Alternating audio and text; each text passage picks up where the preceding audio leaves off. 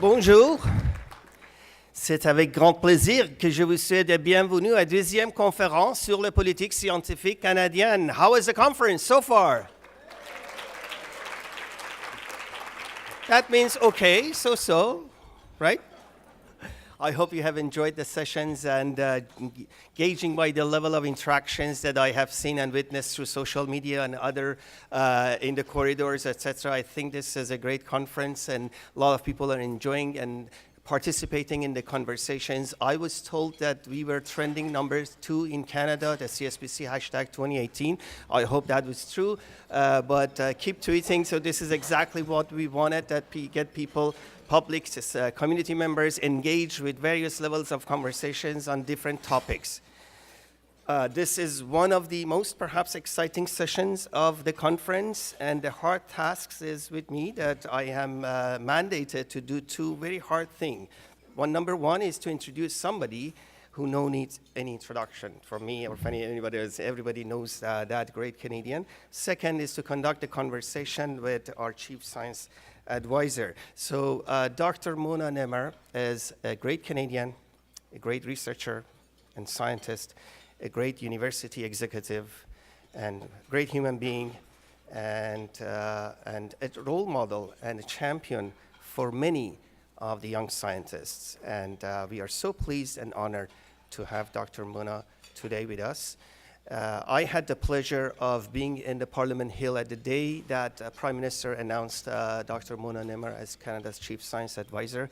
I don't know at that time if she knew what she's getting herself into, but it was a very joyful and pleasant day for many of us who were perhaps advocating back and forth about this position and for scientific community.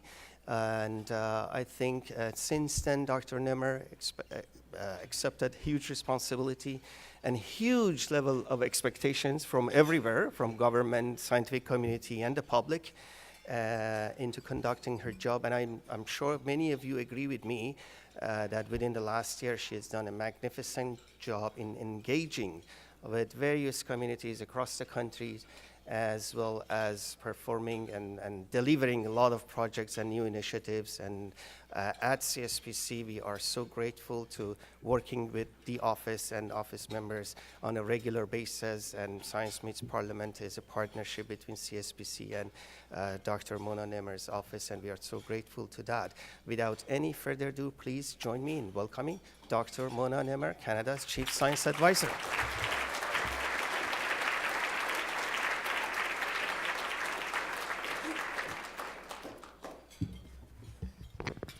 Merci beaucoup, Merdad. C'est un immense plaisir d'être avec vous. Brings back joyful memories of last year, actually, when I was barely, I think, 2 weeks on the job, and I came here. And yes, I can tell you, I did not know what I was getting myself into, but I can also tell you that I don't regret a single moment. So it's been a fantastic year. It's a fantastic conference, Merdad. Congratulations, and thanks to all the volunteers and to all of you who are making for exciting panels and absolutely wonderful conference here to bring together policy, science policy, and scientists. That's a very important endeavor. J'aimerais aussi vous souhaiter un bon anniversaire, un bon 10e anniversaire. Hey, une décennie, ça se fête. Can't remember which, if you were married, this would be, it wouldn't be gold yet, right? Gold is, I think, 25, but getting there. So, yeah, congratulations on a 10th edition on a very successful first, decade. So looking forward to the rest. We have done, I think, some very exciting things this year, and I certainly would like to highlight one of them that we did in collaboration with CSPC, which is Science Meets Parliament. That happened the first day, actually, or the previous day of the conference, where we had 30 young researchers, early career, actually, Canada Research Chairs, meet with 45 parliamentarians. And that was an unbelievable moment, I think, for everybody, apparently. The parliamentarians were extremely happy.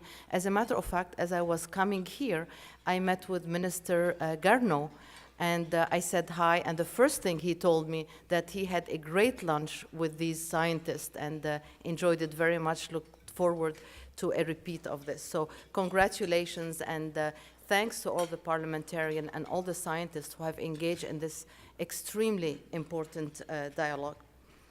So I said I was here last year, and if I remember, someone, at least one person, came up to the mic and asked me if I will accept, to be held accountable for my actions. And, like naively, I said, of course. So then I'm thinking, like, how do you do this? So I thought that a good way to do it is to be back here with you, tell you a little bit very briefly about what we've been up to, and then just take your questions. So that's what I intend to do today. And before I, provide you my executive summary of this very exciting year, let me start by saying how grateful I am to the entire community, the scientific community inside and outside government. Your support, your moral support, but also your willingness to help when I called upon you is greatly appreciated. It's been not only energizing, but it's meant a lot to me, to my team, and I think it has helped us collectively as a community to get our message across to the decision makers and to start a constructive dialogue with our colleagues on the policy side as well. So, thanks are really in order to start off with. So, what have we done in the past year? Well, as you know, or you may not know, my office is not far from here, 235 Queen. I walked in the office, in the building the first day. I had space that was reserved for the CSA. That's great. As a matter of fact, they didn't have to pay a lot of money to change the signs. It said CSA because it used to belong to the Canada Space Agency. So, but coming from the university where space is always an issue, I was actually delighted. I didn't have to fight for space. I just had to fight for some computers and the likes, but that was okay. And getting the team together was a great joy. I think that some of the early career researchers can probably relate to this. When you have your first appointment, you go in the space that's your lab, and you're very happy, and then suddenly you're alone, between four walls. You have to buy equipment, you have to hire people, and it can be a bit overwhelming. So we went through this, and I want to acknowledge and thank my team, because very quickly we've assembled a fantastic team that has really allowed us to move on and be able to do different things. Among the different things that we've been up to, of course, is following the mandate. The mandate asked me to provide advice, and we have provided advice. So I can perhaps point to a couple of those specific advice that we've given. One is drafting a model scientific integrity policy, which we did with the Science Union and the Treasury Board of Canada. It may sound like not such an important thing, but trust me, it's actually very important, because now we have a sort of code of conduct, not only for the scientists, but also for the employers, that defines how science ought to be conducted in the absence of any undue influence, and also the responsibilities of the scientists themselves and their freedom to communicate about their research with their community and with the public in general. So I was certainly very proud and pleased of that accomplishment. some of you may know, Minister of Fisheries and Ocean, at the time Minister Leblanc, asked me to chair an independent panel on aquaculture science. That has been also a delightful and stressful both experience. And again, I'm really thankful for the experts who have agreed to donate their time and work with me on this panel. We have completed our work, and we should be able to release the report shortly. It's actually being translated as we speak right now. Another important mandate was to look at the advice system in Canada and provide some recommendations on how to strengthen it. And I can say that we're at the beginning of the journey, but by looking at other jurisdictions where they have a much longer history of science advice to government, I've found it interesting, the UK model. That's actually one of my team members. This is what I have to put up with. Est-ce que j'ai dit quelque chose de pas correct là? Subtle sign. So one of the areas that I thought was actually very interesting and was had been deployed in the UK, in Australia and New Zealand for many years was the departmental science advisors. So having a network that works with a government science advisor, and this creates actually more technical expertise and a broader network. So with the support of the Minister of Science, I have recommended that we deploy such a network, and we've actually started. We have several departments already who have already hired or are in the process of hiring. And as a reminder for the scientists who work in universities, please do consider these positions. This is a great way to to bring your science for the public good as well. These are term appointments and will allow you to maintain your research activities as well. And finally, I was called upon to provide advice on numerous cross-cutting issues, and certainly on the post-budget implementation. We had a great budget. I think we all agree to that, but that great budget actually generated a lot of work after that. There were a lot of initiatives, and I was honored to be part of the conversations and the recommendations for implementing all the great things in the budget. It was a year for reaching out to my colleagues within government and outside government, but also in so doing to raise the profile of science, to participate in activities inside and outside government that raise the profile of science and that bring a better dialogue between scientists and the public in general. So I was very pleased to participate in many events around Let's Talk Science, around the enhancement of science understanding. And of course, that culminated in the initiative that I mentioned earlier, which is Science Meets Parliament. And I'd like to encourage everyone to maintain an active dialogue with all our elected officials and all our decision makers.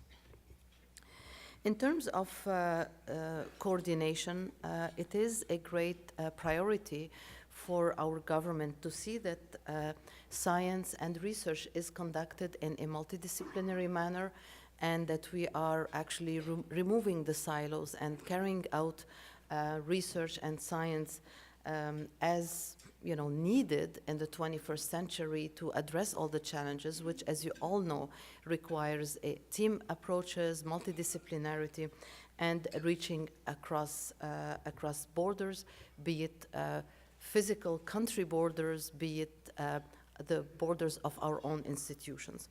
So I was pleased to be an active participant in the Canada Research Coordinating Committee.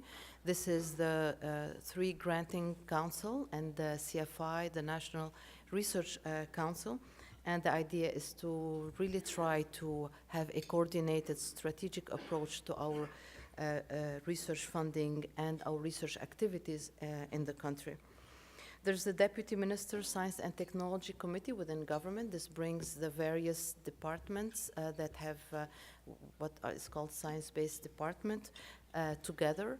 And I've had the honor of being a permanent, I guess, invitee to this committee and to providing help and the recommendations as needed. And for example, we were able to start a new I guess, pilot project around seeing how we can work across departments and between government science and outside science. And this is the Science Coordination Group for Climate Change, where we're hoping by working with the Granting Council and the various departments to start what I would refer to as an embryo, perhaps, of a national strategy aimed at working together, perhaps avoid duplication, but above all, making sure that we don't leave gaps that are essential for policy considerations, for economic considerations, and for the future of the country. Last, I'll just say that I've engaged extensively on the international scene. I think internationally, it's a great moment for Canada. And a lot of countries want to work with us.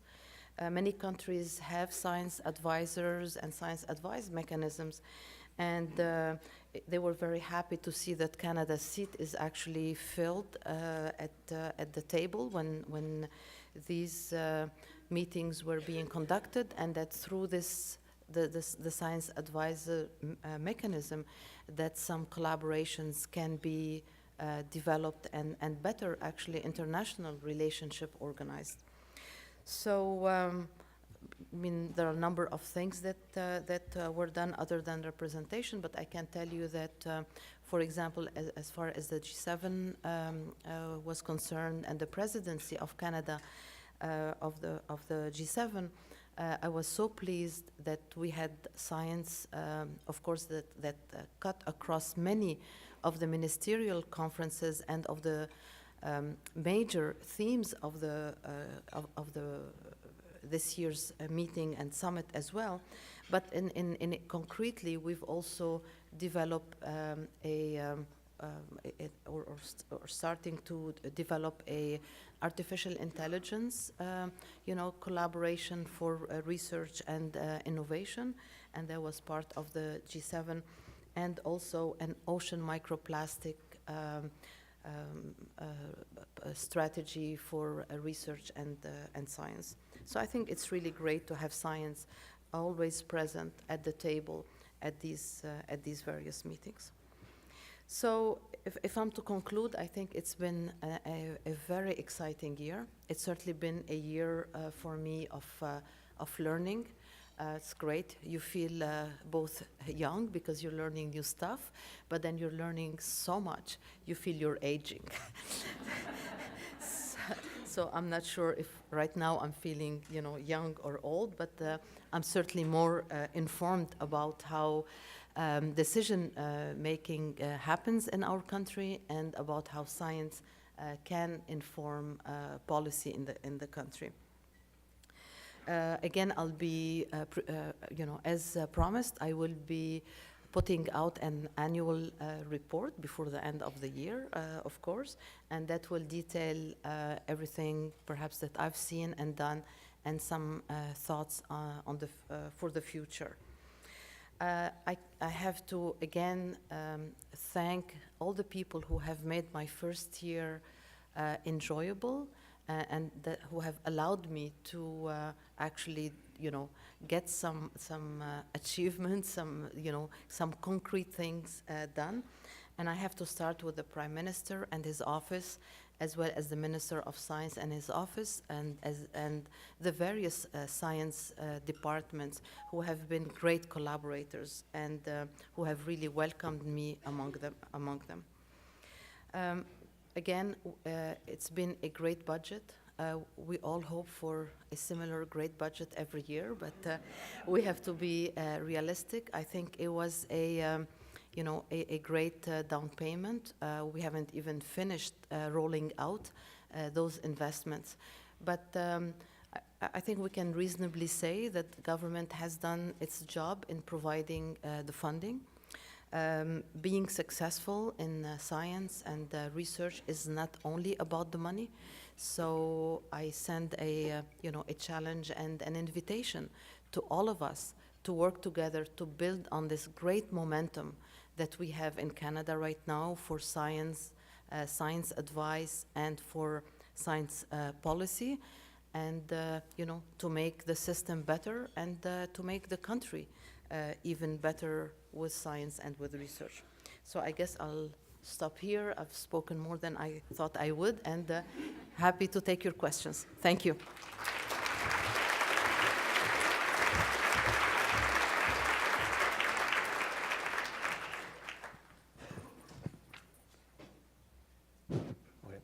Thank you very much, Dr. Nemer, for this excellent, comprehensive report.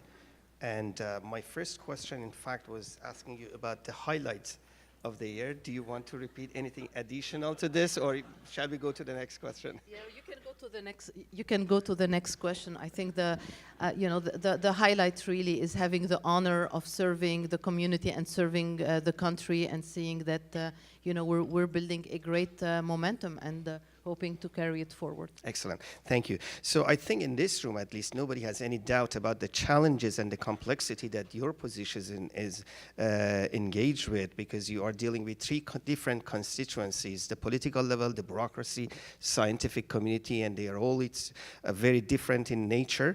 And what are the challenges in doing this job with these very complicated constituencies? Well, the first challenge, and thank you all for having your expectations very high and putting a lot of pressure.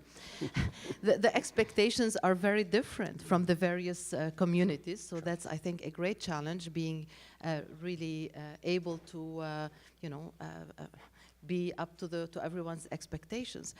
But because the expectations are different, because the perspectives and the needs are different.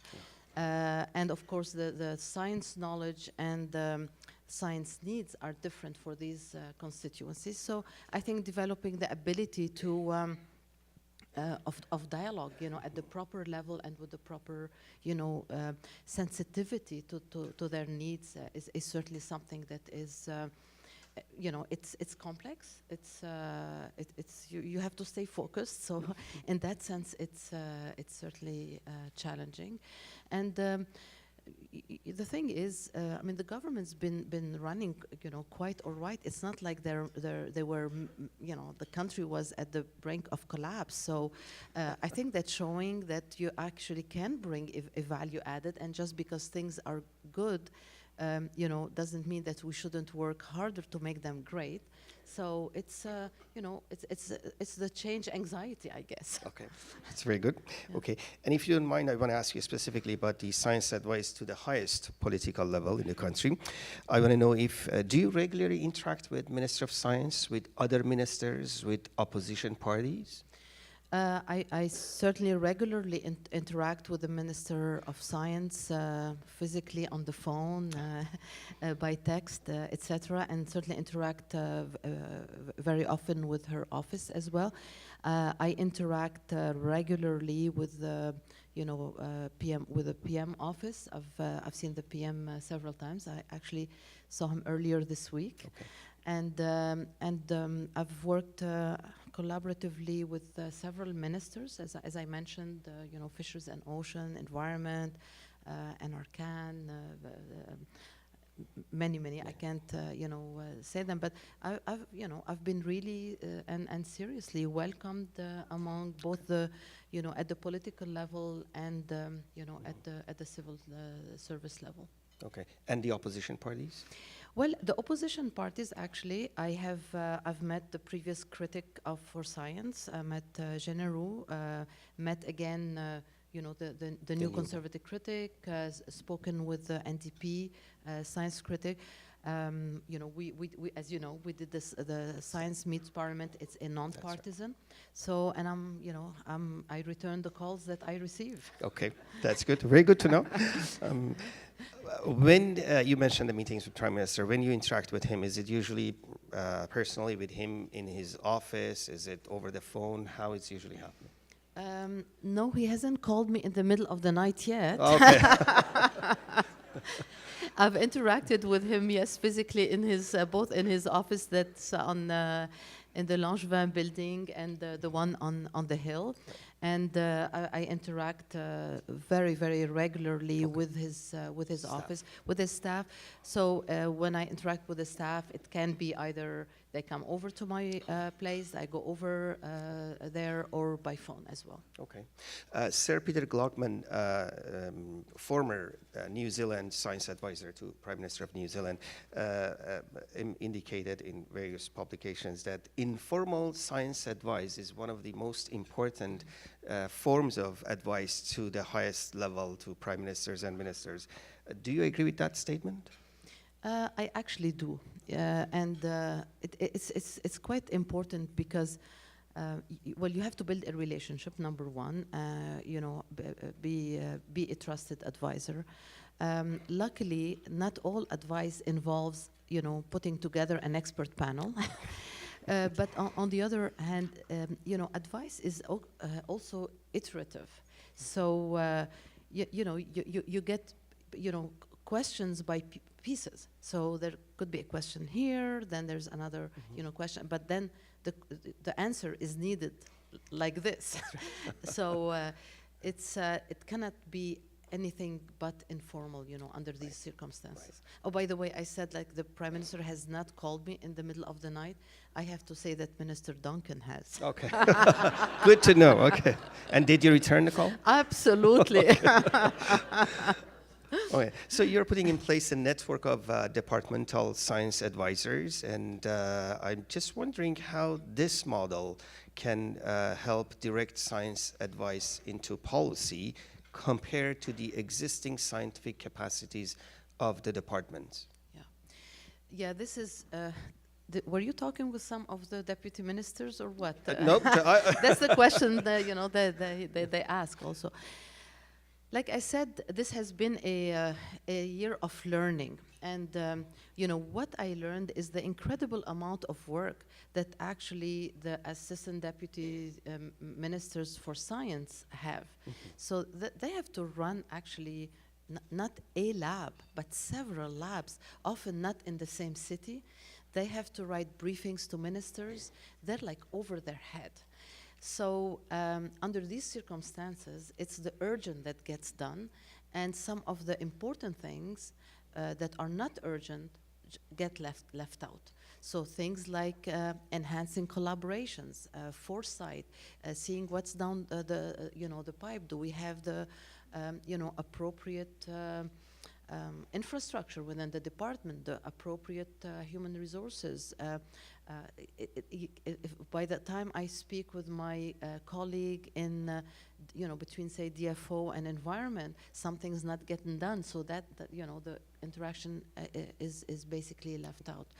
So I think that science departmental advisor are extremely important. You know, they're going to be very helpful to the deputy ministers. They're going to be very helpful actually to the ADM science because they have a completely different role.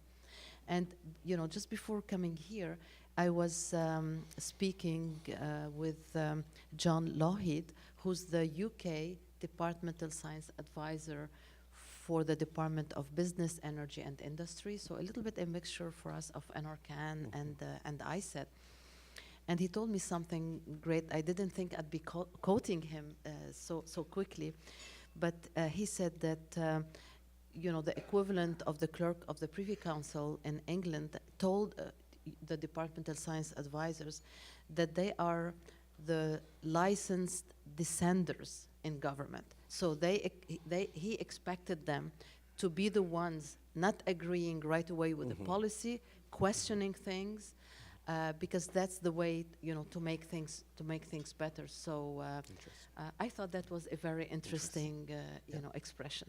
That's interesting. Yeah. So you mentioned UK, and you had some exposure to your peers at the international level. I just want to ask you, what's the status, based on what you have noticed, what's the status of science advice in Canada compared to other developed countries? Well, as probably all of you in here know, we've had a checkered history, right? So, and I think it was Paul Dufour who wrote an interesting historic piece about it. Paul is here. Where's Yes, Paul? Paul, Maybe he right can over there. answer the question. Yeah. So we've had like even the names of this science advisor committees have changed. There existed some, not existed others. The reality is that proper science advice to policy involves both advice within the government and also outside the government. So organizations like the academies have an important role to play. Organizations like CSPC have important role to play. So there needs to be a coordinated network that stays in place, and that things don't fall apart if one individual or one committee is no longer there, because the system needs to have the stability. So I think we're at the beginning of the journey. Like I alluded, I think that the departmental science advisors will strengthen that science advice, but I think that this is where we need to be looking at exactly all the elements and how they need to all fit together before we can start bragging about having a great system. Okay, that's good. Fair enough. We'll wait another year. Is it fair, Paul? Okay, he agreed. Okay, I just want to have make sure that we have enough time for the audience. And by the way, there are 2 mics here, stand mics, if anybody would like to ask questions or comments. And meantime, perhaps this is my last question. If the public asks you that why we need a chief science advisor, what would be your answer to the public, and what example can you give that convince the public that this is a very crucial role for Canada? Well, first let me say that the public apparently is happy that there is a science advisor. They've written, they've written to me, people who are non-scientists, by the way.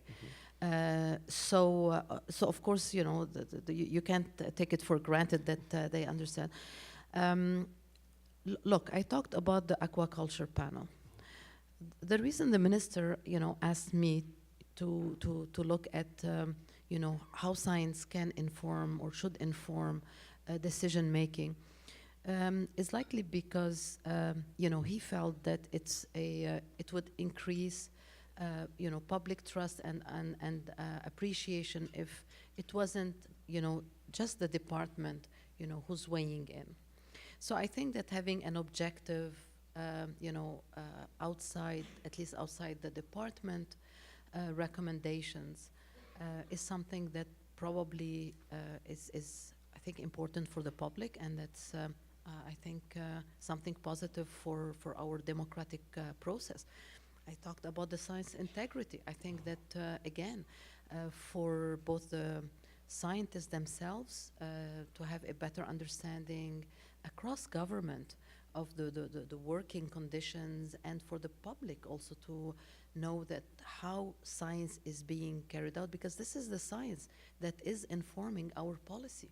So there's a level of public trust that's essential for our democratic process. And I think certainly that's a value added, I would say, of my office, other than also being able to convene people from across, disciplines and department, because, advice now requires multiple departments, and as the folks from both government and universities know, it's just so easy to work across faculties and across departments, right?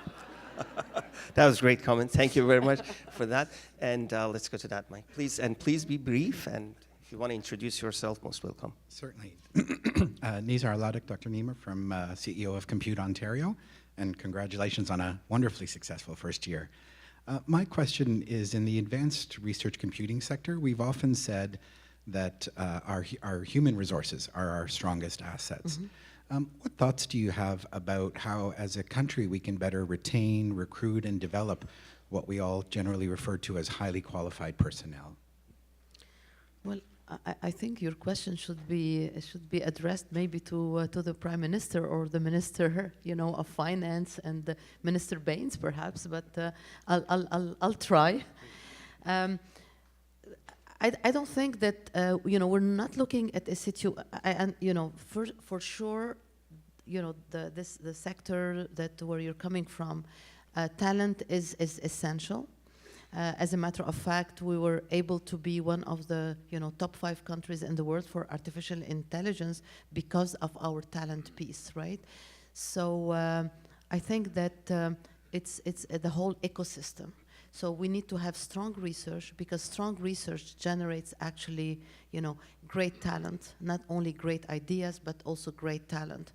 And Montreal wants to be Boston, Toronto wants to be, Silicon Valley, Ottawa wants to be Silicon Valley. What's the secret of Boston and of Silicon Valley? It's the talent piece, it's the strong academic organizations and that have attracted industry. So at least, from where we sit, and I'm going to leave the tax issue to the ministers, but I think that getting a strong research ecosystem, strong post-secondary institutions is an essential step for the innovation agenda and for economic benefits. Thank you very much. The other mic, please. Bonjour. Is it on? Yeah. Donna Kirkwood, Chief Scientist from Natural Resources Canada. Bonjour, Madame Nemer. Premièrement, félicitations pour une année excellente. Nous, on sent déjà votre influence, donc merci pour votre support à la science. I guess a question to follow up on the previous one, and it's behind you there, engagement des jeunes. From our perspective, and from your perspective probably, you've traveled the country internationally, you've met with a lot of young people. The next generation and their involvement in science policy, and this is a plug for a panel that's happening this afternoon, by the way. How do you see the next generation and their capacity and their ability to provide science advice? Well, and I think that there is the science exchange. Folks must probably be in the room and can answer this, but I've been actually, amazed and pleasantly surprised, heartened by the enthusiasm of the young scientists of the early career to actually engage on the policy front and at different levels, of course. Many science PhDs who are considering a career in the policy, not as a government scientist, but a government science policy. I think this is absolutely fantastic. I think that collectively, as scientists within government, outside government, in academia, in the industry, we have a responsibility to talk about the various career paths for researchers, for scientists, and our country is going to be that much better. But I think it's the best news that I saw, that the engagement of the young generation. So bravo, and we should all encourage them to continue. Thank you. Thank you. Alex Mialides from the AgeWell Network of Center of Excellence in University of Toronto. So I'd like to hear some of your comments around the notion of basic research or basic science versus applied research, and what you feel we can be doing within Canada to perhaps slow or to remove the gap that seems to be growing between these two communities.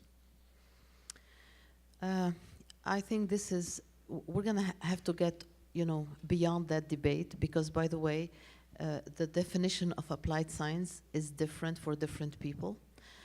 In my dictionary, folks in medicine, in engineering, in business, in political science, they're doing applied research a lot more than they're doing, basic research. So I think that we need to, have a better grab of definition. We cannot survive with one type of research.